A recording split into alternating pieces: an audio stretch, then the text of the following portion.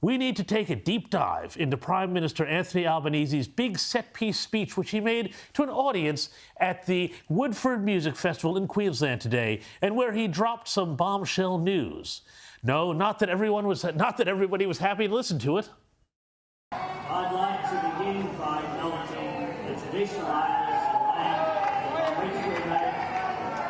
Why don't you get your message, and when you're finished, then we'll get on with it. Speaking to a crowd that was presumably so hopped up on the Devil's Tic Tacs that they thought he was lead-in act to the Steve Miller Band, yeah, it's been a long time since I've been to this sort of thing. So what? The PM announced that he had the solution to all of Australia's problems ready to go. Which problems, you ask? I don't know.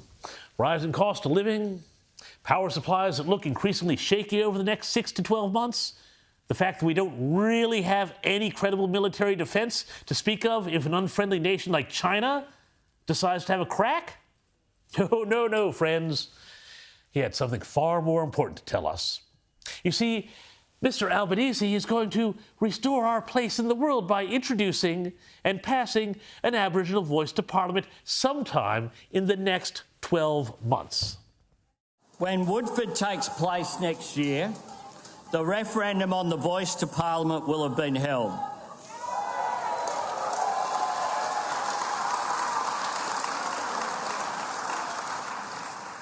This is an opportunity for all of us to be a part of enriching our nation and being even stronger in the future.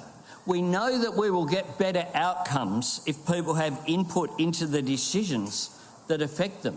A successful referendum will give respect to Aboriginal and Torres Strait Islander peoples, but it will also enhance both the way that Australians see ourselves and the way we are seen by the world. Oh, really, Mr. Albanese? Well, I can tell you something. I spend a lot of time overseas, and wherever I go, I quiz people about what they think about Australia. Never once have I heard Indigenous recognition mentioned. In the past year, on two separate several-week-long trips around the United States, the most common thing I heard was, "What happened to you guys during COVID? Did you all lose your minds?" Mr. Albanese also had this to say. Now, I respect everyone's right to make their own decision on the referendum, but I encourage Australians to consider the generous and gracious request from First Nations people themselves.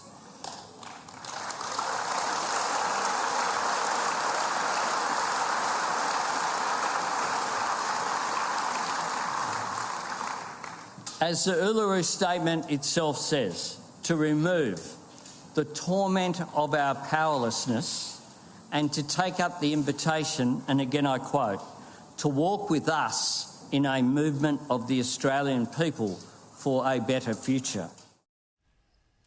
Okay, let's put aside this weird thing where we are all apparently supposed to use the Canadian term First Nations, which has never been used here before like 5 minutes ago, and seems to be about supporting the bright little lie the left likes to tell itself about what things were like in the New World before the horrible white man showed up.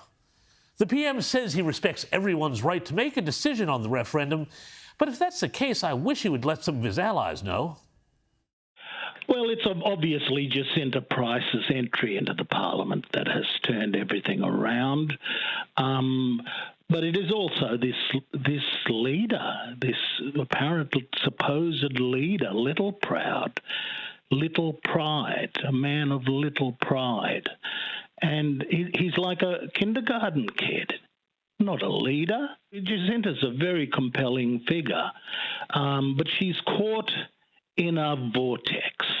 She's caught in a vortex that reminds me of Pauline Hanson 26 years ago. But it's also a redneck celebrity vortex. And, and ultimately it's a tragic redneck celebrity vortex that she's caught up in. Now, that was Noel Pearson speaking to the ABC's Pat Carvelis on Radio National recently, having a barely interrupted 17-minute spray at opponents of The Voice and calling them every name under the sun with the apparent approval of Ultimo management. What was that about respect, Prime Minister?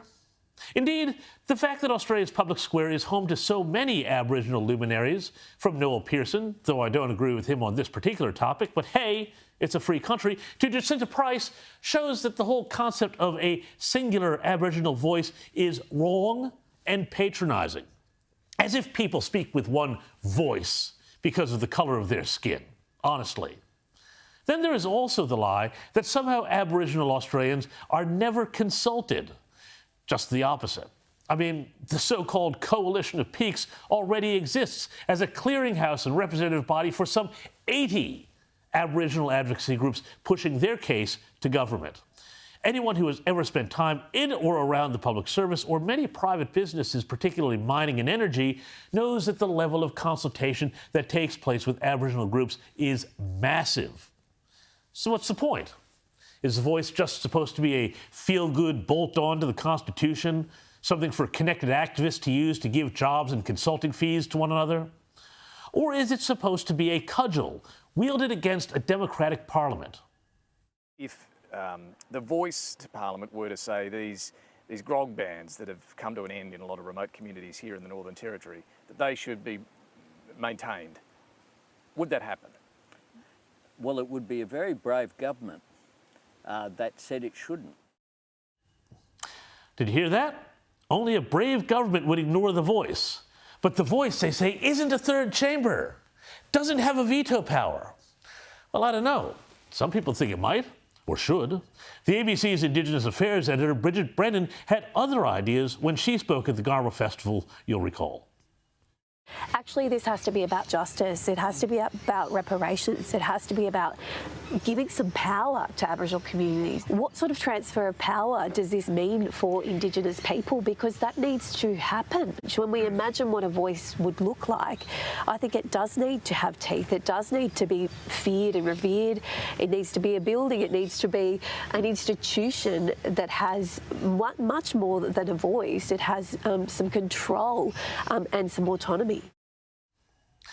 Reparations, justice, something to be feared and revered. Well, the fact that Mr. Albanese is pushing for this to happen within the next 12 months shows that he is either crazy or brave. But before viewers dismiss him as being well out of his depth on this, consider the rest of his speech, which listed a whole slew of wins his government has chalked up for the left, from climate legislation to industrial relations to childcare and beyond. Now, Conservatives should not underestimate the scope of change this man is looking to undertake here. And while Albanese claims to model himself on Bob Hawke, when it comes to inserting the government into every nook and cranny of our lives, he is much more of a Guff Whitlam figure. How else to interpret everything from Soviet-style price caps,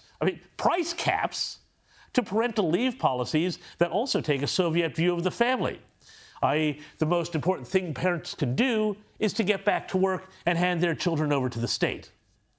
This is a very cynical game being played over the voice by Mr. Albanese and his supporters, and if you believe that keeping race out of the Constitution is important, that not codifying a link between your ancestry, how long you've been here, and your representation is essential to preserving the Australia we know and love, it's not enough to quietly go and vote no. People will have to speak up and speak loudly.